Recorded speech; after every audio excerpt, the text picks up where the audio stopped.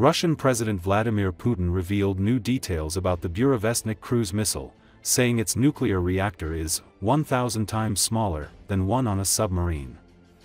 According to Associated Press on Sunday, Russia's chief military officer, General Valery Gerasimov, reported to Putin that an October 21 test of the Burevestnik was a complete success that proved its capabilities. Putin repeatedly has brandished Russia's nuclear might since he sent troops into Ukraine in February 2022, declaring that Moscow was prepared to use all means to protect its security interests.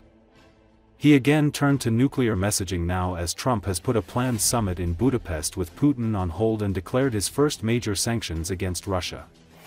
Speaking at a meeting with wounded soldiers, Putin again claimed that Ukrainian troops were encircled in Pokrovsk and Kupiansk and suggested that the Russian military was ready to open safe corridors for Ukrainian and Western journalists to let them see with their own eyes what's going on there. He indicated that Russia is open for a deal for the Ukrainian troops to surrender like they did in Mariupol in May 2022, saying that the media visit to the areas would allow reporters to see the condition of the encircled Ukrainian troops. We are only concerned about possible provocations from the Ukrainian side. We are ready to halt fighting for a certain period, for a few hours so that groups of journalists could go there for 2 or 3, or 6 hours, speak to Ukrainian soldiers and leave, Putin said.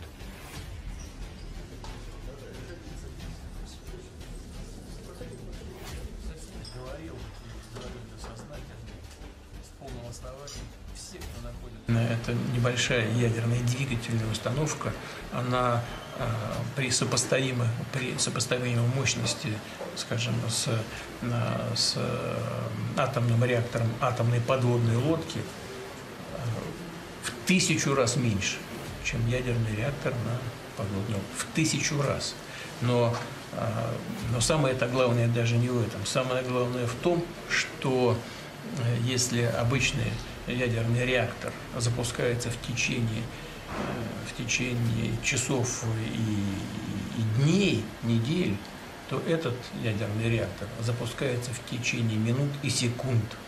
Даже самые наши перспективные ракеты межконтинентальные дальности Сармат. Но и в народном хозяйстве мы сможем это применять, сможем применять в будущем при решении проблемы энергообеспеченности в Арктике, в лунной программе будем использовать. И сейчас, даже сейчас уже радиационно защищенная электроника, используемая в ракете «Буревестник», уже используется в космических программах. Так что это прорыв не только в области повышения обороноспособности страны, но и в целом в науке, в народном хозяйстве в будущем. Вам тоже это важно, да? Вы там воюете на фронте, жизнью рискуете, и, конечно, в городе Купянске и городе Красноармейске противник оказался блокированным в окружении. Растающее поколение. Вы абсолютно правы. Они не против, Андрей Иванович, не против того, чтобы запустить в зоны окружения противника представителей средств массовой информации, иностранных журналистов и украинских журналистов, с тем, чтобы они зашли и своими глазами увидели, что там происходит, убедились бы в том состоянии, в котором находятся окруженные войска Украины, и с тем, чтобы политическое руководство Украины приняло соответствующие решения по судьбе своих граждан и своих военнослужащих, так, как они это когда-то сделали в Азовстале. Главное в том, что если обычный ядерный реактор запускается, нас беспокоит только одно, чтобы с украинской стороны не было никаких провокаций. Мы готовы прекратить боевые действия на определенное время, на несколько часов, на 2, на 3, на 6 часов, с тем, чтобы группы журналистов могли зайти в эти населенные пункты, посмотреть, что там происходит, поговорить с украинскими военнослужащими и выйти. Преимущество заключается в том, что это небольшая ядерная двигательная установка. In Zaporizhia direction, a failed attack exposed the true state of Russian units, with elite VDV branding not being able to mask inadequate planning and logistics. As Russian paratroopers saw what awaited them with such a plan, many decided just to surrender to avoid a certain death, only to immediately become priority targets for their own drone units that received the command to chase and eliminate all deserters. RFU News media outlet says. It is noted that Russian VDV forces were redeployed to the Zaporizhia front to pin Ukrainian defenses in Zaporizhia as part of a combined operation. The hope was that this would split Ukrainian attention in the south, while another operational grouping would try to outflank Ukraine's defense lines from the east and force penetration in the Dnipropetrovsk region. Many Russians joined the VDV forces, believing they would be treated as elite warriors, trained, equipped, and celebrated. The reality is far more different from what was portrayed. Paratroopers were thrown into the meat grinder in sequential waves, watching comrades engulfed by explosions as their own turn soon approached. Rather than a coordinated, overwhelming thrust, units were fed into attritional assaults by only several vehicles at a time, with little hope of success and zero plans to evacuate potential survivors. The psychological effect was catastrophic for the VDV recruits, as elite status evaporated into a sense of being expendable.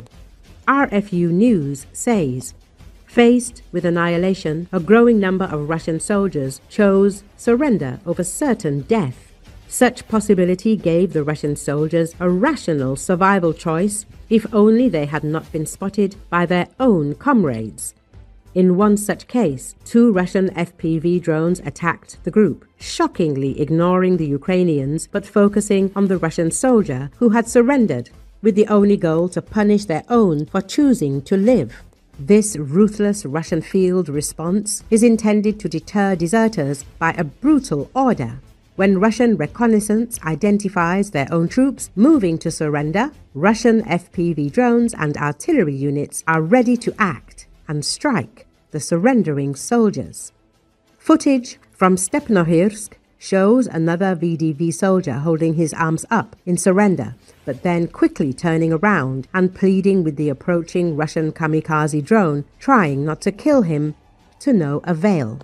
If the Russian command allows surrenders, discipline will collapse further. Desertion and refusal will spread, leading to uncontrollable manpower losses. To prevent this, the officers try to re-establish deterrence through public and private punishment, but at a steep cost. Ordered executions of surrendering soldiers may slow the spread of capitulation, but they also confirm to recruits that the officers care little for their survival. Potential volunteers or contract recruits watching these developments are also less likely to sign up, creating longer-term recruitment and readiness problems for any army already strained by huge losses.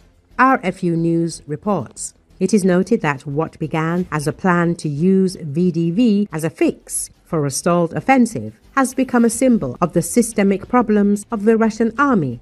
Elite units are treated as expendable, led by a command that is willing to kill its own to slow down the collapse and avoid getting punished themselves by those higher in the hierarchy.